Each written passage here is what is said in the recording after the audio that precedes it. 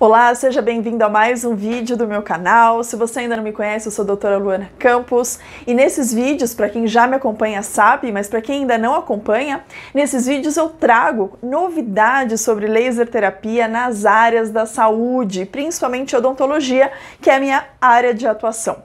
E hoje, nesse vídeo, eu quero conversar com você sobre o uso do laser e da terapia fotodinâmica num protocolo preventivo para a osteoradionecrose. E bom, antes de eu começar o meu vídeo, se você ainda não curtiu ou não me segue nesse canal, aproveite esse tempo, faça sua inscrição e ative o sininho para que você seja notificado sobre os outros posts aí, outros vídeos que eu venha postar aqui no meu canal.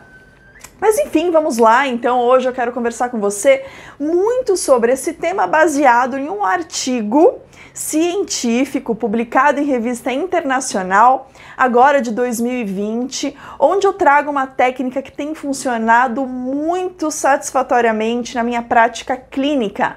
Se você também não conhece o meu histórico, eu sou dentista e não só dentista clínica, mas também sou professora e atuo dentro de ambiente hospitalar, né? Atuo na odontologia hospitalar.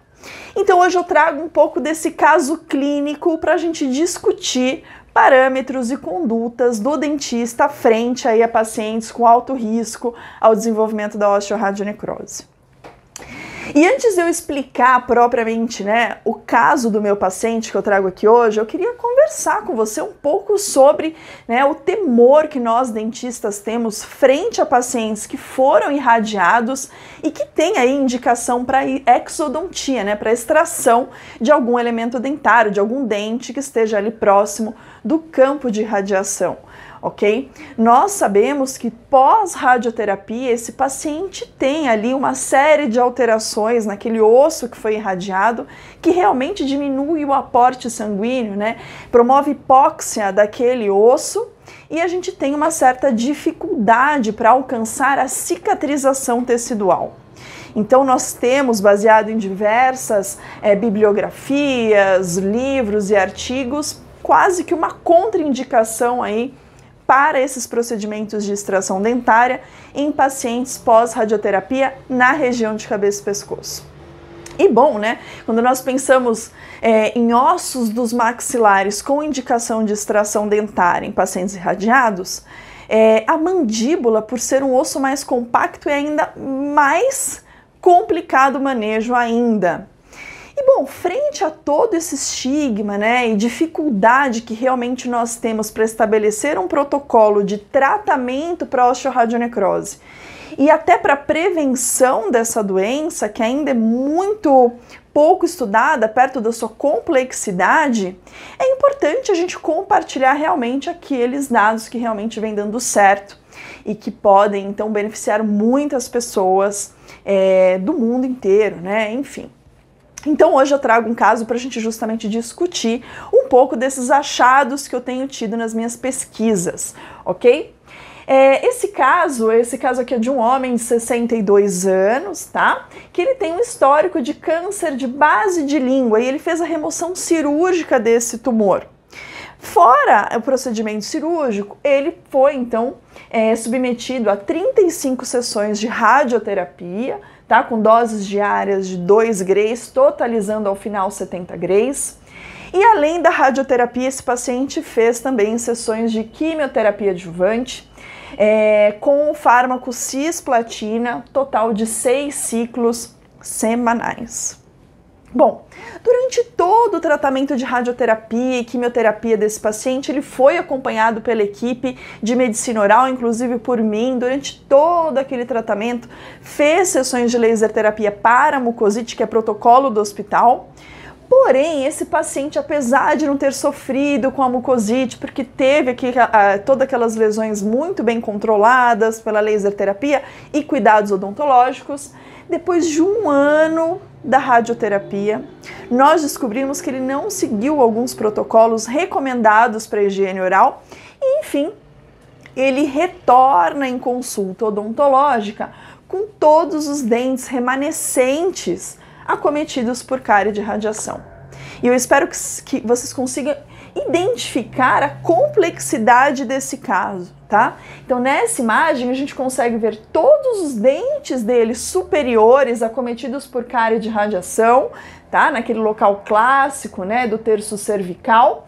E vejam que na arcada inferior, em mandíbula, aparentemente ele é desdentado total, né, edêntulo, porém não, vejam que ele tem todas as raízes aqui posicionadas. Só que na arcada inferior, a cárie de radiação foi ainda mais agressiva, né? Iniciou primeiro e ele teve todas as coroas fraturadas. Então, caíram todas as coroas. Ele, inclusive, trouxe elas para mim nessa consulta falando: doutora, os meus dentes estão caindo, mas na verdade o que caiu foi só a coroa e as raízes estavam ali. E bom, frente a esse caso, eu digo, a equipe, né, de odontologia e medicina oral que trabalha comigo, nós pensamos em diversas alternativas conservadoras, visto que já que esse paciente teve um câncer em base de língua, a área de maior irradiação ali, onde ele recebeu maior dose da radioterapia, foi justamente a mandíbula. Então esse é um caso de paciente com altíssimo risco ao desenvolvimento da osteoradionecrose. E que pode ser ali um fator extremamente importante quando a gente pensa na conduta clínica desse paciente. Justamente porque a osteoradionecrose, uma vez instalada, ela pode ser ainda mais prejudicial do que essa situação clínica dele atual. Porém, discutimos isso em equipe, isso tudo também, todas as diferentes condutas possíveis foram discutidas com o próprio paciente, que estava com uma dificuldade muito grande, né? Não só de se alimentar, como também de se relacionar com as pessoas. Ele, aos 62 anos, ainda trabalhava ativamente como motorista e a própria empresa que contratou esse meu paciente estava conversando com ele, chamou a atenção dele para que ele reabilitasse a cavidade oral, porque aquela situação, né, o sorriso dele naquele momento estava influenciando ali com o contato dele com alguns clientes que já tinham, inclusive, reclamado do sorriso dele, enfim. Então era algo que ele queria muito, né? Não só resolver esse problema de desconforto, né? Como também de mastigação e estética. E depois de muitas conversas, o que nós fizemos foi realmente a extração de todos os 14 dentes remanescentes desse paciente. E coloco aqui os dados do artigo, então para quem quiser ler todo o artigo com mais calma, aproveitem aqui, ok? Aqui tem o título dele, todos os autores, ok? Alguns alunos meus que conduziram o caso junto comigo. Mas de qualquer forma eu vou aqui já compartilhar tudo que foi feito para que você consiga inclusive entender melhor esse artigo, que está em inglês, então para quem tem essa dificuldade vai ficar mais fácil aqui com essas explicações. Então, bom, frente a essa conduta, né, onde nós optamos por fazer a extração de todos os dentes desse paciente, aqui nós temos, nessa primeira fileira, a condição clínica desse paciente inicial. Então, a radiografia panorâmica, mostrando realmente um comprometimento de todos os dentes, a presença das raízes residuais e todas as cáries de radiação, né, que parece que estavam afunilando a coroa de todos os dentes do paciente. E aqui, a foto clínica, a mesma do nosso slide anterior, e nessa foto B, nós temos aí a imagem de todos os dentes que foram extraídos do paciente, mostrando ali realmente aquelas áreas mais escurecidas, né, dentina já muito acometida pela cárie de radiação. Enfim, logo durante esse procedimento de extração, é muito legal a gente ressaltar que muitos cuidados foram associados a essa conduta radical, né, de extração de vários elementos dentários, de vários dentes ao mesmo tempo. Quando nós decidimos, né, optamos por extrair todos os dentes desse paciente, ao mesmo tempo dessa decisão, nós decidimos que no pós-operatório imediato desse paciente, assim que ele tirasse, né, que ele extraísse os dentes, nós faríamos um protocolo associativo com laser de baixa potência e terapia fotodinâmica. E de onde eu tirei tudo isso, né? De onde veio essa ideia de associação de protocolos? veio de uma experiência clínica prévia minha já de tratamento da osteoradionecrose, frente a protocolos que eu já utilizei em casos que chegaram para mim de pacientes que já tinham desenvolvido aí a osteoradionecrose e que deram certo. Então, dessa vez eu decidi aplicar esse protocolo de tratamento como prevenção. E o que foi feito? Logo após a extração dos dentes, esse paciente ele foi irradiado com laser de baixa potência em toda a tábua óssea vestibular e lingual, tanto dos dentes superiores quanto dos dentes inferiores, ok? Justamente para promover a biomodulação daquele tecido, ok? Que já não é um tecido 100% aí para aquela reparação. Então, para a gente tentar ali um estímulo das células para reparação e também para o aumento, né, da vascularização tecidual daquele osso. E em complemento a essa irradiação com laser de baixa potência em toda a tábua óssea, nós fizemos nas regiões de alvéolo, ok? Não somente a boa curetagem, enfim, limpeza daquele alvéolo, como complementamos aquela limpeza com a terapia fotodinâmica antimicrobiana, com a aplicação do corante fotossensibilizador, o azul de metileno 0,01%, e irradiação com laser de baixa potência no comprimento de onda vermelho. E assim foi feito e nós acompanhamos esse paciente semanalmente. Então, como é que ficou, né? Então, pós esse protocolo, no pós-operatório imediato desse paciente, em 7 dias de pós-operatório, essa era a condição clínica do meu paciente. Ainda não estava 100% reparado aquele tecido, a gente percebe que é um pouco diferente realmente de um paciente que não foi irradiado, obviamente, tá? E nessa situação, nós, ao invés de removermos a sutura, nós repetimos aquele mesmo protocolo, fazendo de novo a irradiação com laser de baixa potência em tábua óssea vestibular e lingual, complementando com a terapia fotodinâmica antimicrobiana na região de sutura. Então vejam só essa imagem F, a gente consegue inclusive ver a aplicação do corante nessas regiões. E aqui a aplicação do laser de forma pontual em cada alvéolo, que foi então relacionado às raízes extraídas desse paciente.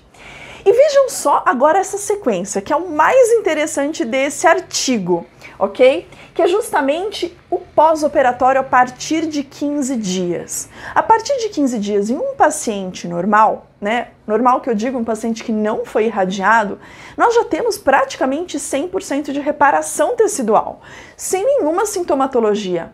Mas, de novo, o paciente foi irradiado e não é muito bem assim o quadro clínico que nós encontramos nesse paciente. Então, o que foi que a gente encontrou? Nós percebemos que já existe sim um processo de reparação avançado em maxila, porém não 100% reparado ainda. Nós percebemos que principalmente em região de molar, né, onde a área cirúrgica é um pouco maior, ainda existe um retardo dessa cicatrização. E na arcada inferior, infelizmente, existe aí uma região de osso necrótico exposto. Então, talvez não fique tão nítido para que você consiga enxergar isso aqui nessa imagem, mas baixe o artigo para que você consiga ver realmente, né, de uma forma mais nítida como isso acontece. Mas realmente, mais ou menos 1,5 centímetro de exposição óssea necrótica naquele paciente, ou seja, já existiam alguns indícios de que ali realmente ele ia desenvolver uma osteoradionecrose. A gente ainda não chama de osteoradionecrose, mas por uma nomenclatura imposta pela literatura de que a gente só considera realmente a osteoradionecrose um osso necrótico, né, exposto por mais de 90 dias ou 3 meses. Ok? Então a gente chama uma demora de cicatrização óssea, enfim, alguma terminologia nesse sentido, mas ao meu ver já é praticamente uma osteoradionecrose. A gente já trata como se fosse realmente um caso de osteoradionecrose. Então esse paciente acabou desenvolvendo, né, o que a gente chama de delay de cicatrização, e nós mantivemos o protocolo de laser e terapia fotodinâmica a cada semana. Então, uma vez por semana, em todos os retornos desse paciente, aquele mesmo protocolo era aplicado. E vejam que em 20 dias ele ainda mantém a exposição óssea em locais um pouco diferentes, mas ainda mantém.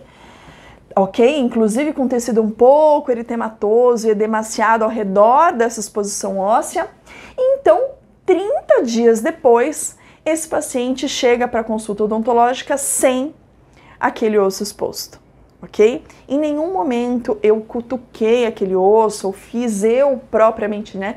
Fiz a remoção do osso, pelo contrário. Ok? Nós fizemos toda essa terapia com laser e terapia fotodinâmica para que justamente houvesse uma reptilização daquele tecido e o próprio organismo do paciente, né, removesse aquele sequestro ósseo.